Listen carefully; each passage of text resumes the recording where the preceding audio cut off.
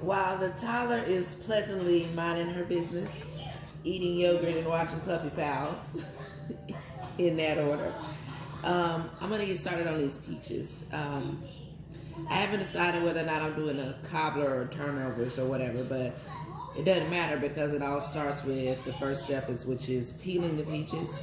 And in order to peel the peaches, I'm going to blanch them and shock them.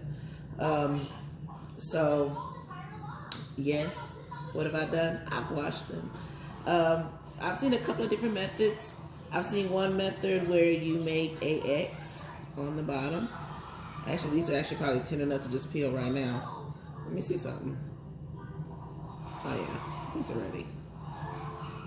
Peaches sit on the counter for me, so yeah, I ain't gotta blanch these at all. Not this one. Look at there. No problem. These at all. Oh well. Another demo, another day. Pretend I blanched them, okay? They come off that easy if you'd have dropped them in the water, boiled 2 to 3 minutes, then dropped them in the ice. Mine have been on the countertop, ripening. So the peel is coming right off like nothing. I bet you if you had a firmer peach, I would definitely blanch these first. But nah, I got a nice tender peach. Peaches, like avocados, cherries, are in the family of what we like to call rock fruit. They have this nice, hard, rocky seed in the core. So, like an avocado, splitting it, just taking the knife, paring knife, running it around the middle, and you should just be able to twist it, and it'll come apart. Now, be careful. Like, the first side is always the easy side, especially if you have a nice ripe peach, a nice soft peach. It should be able to just pull off with your fingers. But be careful. I know some people like to do the avocado trick, and kind of slam the knife in the middle, or just don't do any kind of stupid thing like this. Just don't stab yourself in the hand, okay? I'd rather you get, a little wrestle with your fingers and maybe just kind of slice it out than to stab yourself. So, again, but these are nice, soft, ripe peaches. These aren't any firm peaches. These are set out for a couple of days at room temperature. Nice, sweet, tender peaches. And I'll take the paring knife, just run it around the center. Let the line split be my guide. And then I twist it. Oh yeah, this one's a soft one. And it just comes off. And again, don't do, that's so not smart. Just don't do it, okay? Please don't. That's too hard for that avocado trick. Okay?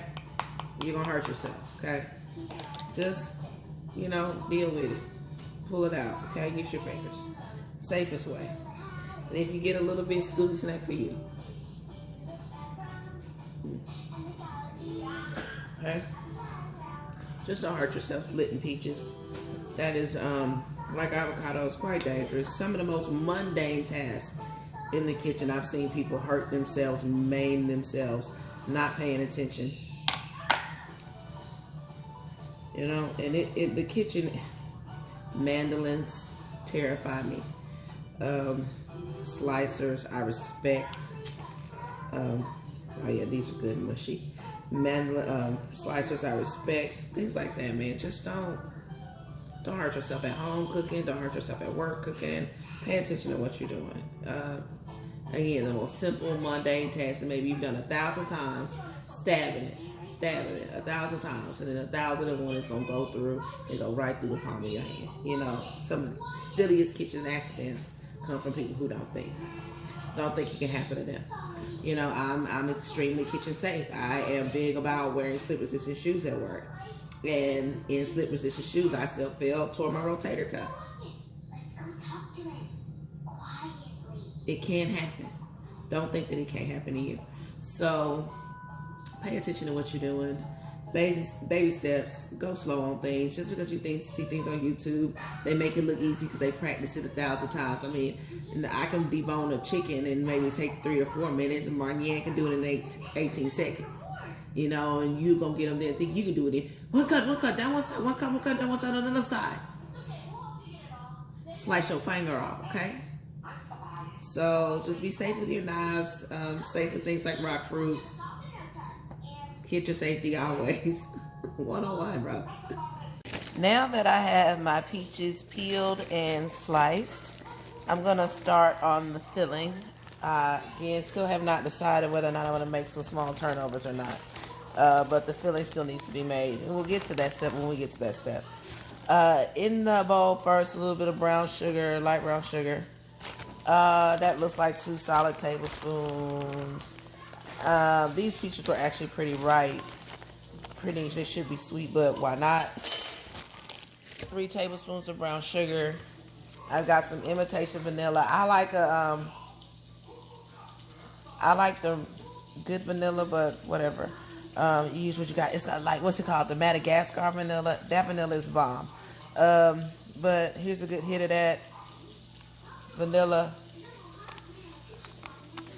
What I do like to balance a lot with vanilla extract is rum extract. To me, they go together like oil and vinegar. A nice hit of that.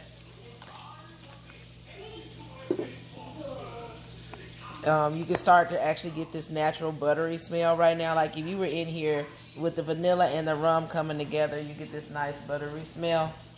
Behind me, I don't know if you can hear the sizzle or not, but I've got some whole butter browning on the pan. This is cinnamon. Browning on the stove to add a nice another layer of brown butter flavor. And a little bit of nutmeg.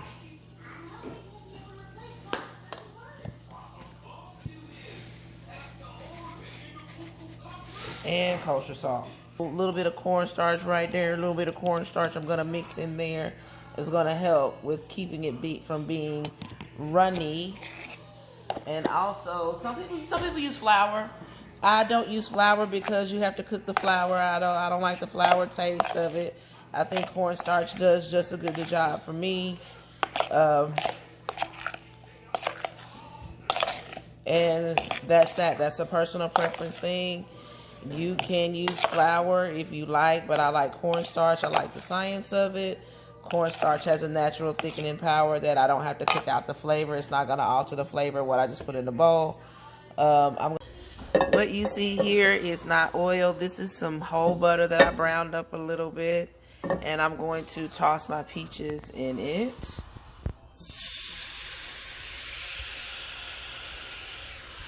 And what that's going to do is just cook them up a little bit, not too much. I don't want it on too high heat. I want them to soften. I don't want whether the turnover or the cobbler cooked from raw peaches.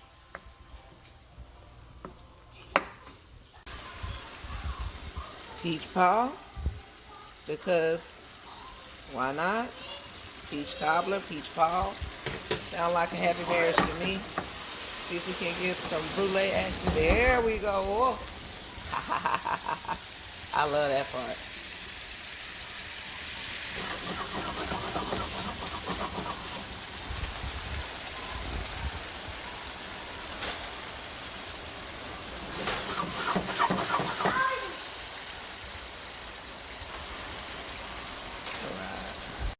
Alright, what I've decided to do with the peach parmesan apples is go ahead and make a cobbler. Now, I don't have a lot of peaches, so it's not going to be a really deep cobbler. And also, while we're in the subject of like pie and pie crust, there's a really simple, easy 3-2-1 pie dough recipe that you can find online. It's going to be 3 parts flour, 2 parts fat, 1 part water that you can do. You can add a little sugar to it. You hear my baby. To make your pie dough. But as far as pie doughs are concerned, it's really good that you know how to do them. But in my opinion, there's no need to reinvent the wheel on this one. Pillsbury makes a very good prefabricated refrigerator dough, so why go through the effort? Yes, sometimes fresh is best, and oh my God, homemade is fantastic, but sometimes, why? Especially when it's just a small cobbler, it's just a little bit of peaches, so I'm not really making the effort to make pie dough for just a small sum, a small dessert. And again, it's a skill good to have, but you know, so many things can go wrong sometimes with the ratio. And as far as pastry skills go, if you don't have them, you don't have them. If you have them, you have them. But Pillsbury has some dough in the refrigerator section, so go for it. I'm shamelessly gonna use it. I'm gonna poke some holes in this and brown it up a little bit just so that it doesn't sink. And fill it in a second. Actually touching this, filling this a little bit, and just, it feels a little warm. So before I bake this off, actually I'm gonna undo those holes. Before I bake this off, I'm gonna put it back in the refrigerator just so that, again, the crust doesn't fall and sink, because you don't want to use too warm a dough, but you don't want to use too cold a crust for that whole sinking matter. So I'm gonna put this back in the refrigerator before I fill it, before I par bake it. All right, these are some pecans that I've got in a little bit of melted butter that I'm going to let roast off in the oven for about maybe 5 to 10 minutes for the pecan topping on the, what I've decided is a cobbler. While I'm waiting on the bottom layer of crust to par bake, I've got some of these butter toasted pecans. I'm gonna add a good hot tablespoon of brown sugar, good tablespoon of flour,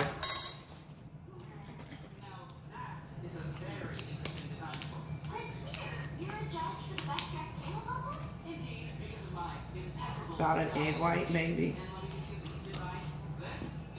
and a teaspoon of vanilla. You know what, we're gonna actually push that up to about a 1/4 cup worth of flour. I know, eyeballs it, and give that a good stir. And this is going to be the top layer of my cobbler. Alright, what you didn't see me do was I put the filling into the cooled pre-par baked shell. Now next, I'm just going to do one thin layer of crust across the top, and that's only because I've got another layer. Like usually, if this was like my end step, I would lattice it. I would take the time to make the pretty crisscross, but this actually isn't my top layer of this small bourbon peach cobbler. Ooh, peach parmesan peach cobbler. So what I'm doing now is I've got just a small bed, and I've got it pushed down to where the par baked part is, and I'm gonna add this kind of border here.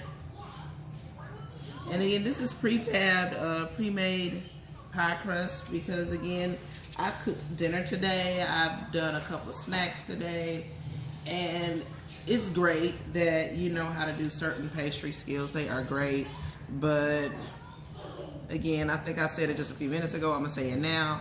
Why reinvent the wheel when Pillsbury makes a very nice pre-made dough on a crunch? I mean, I got 3 whole peaches.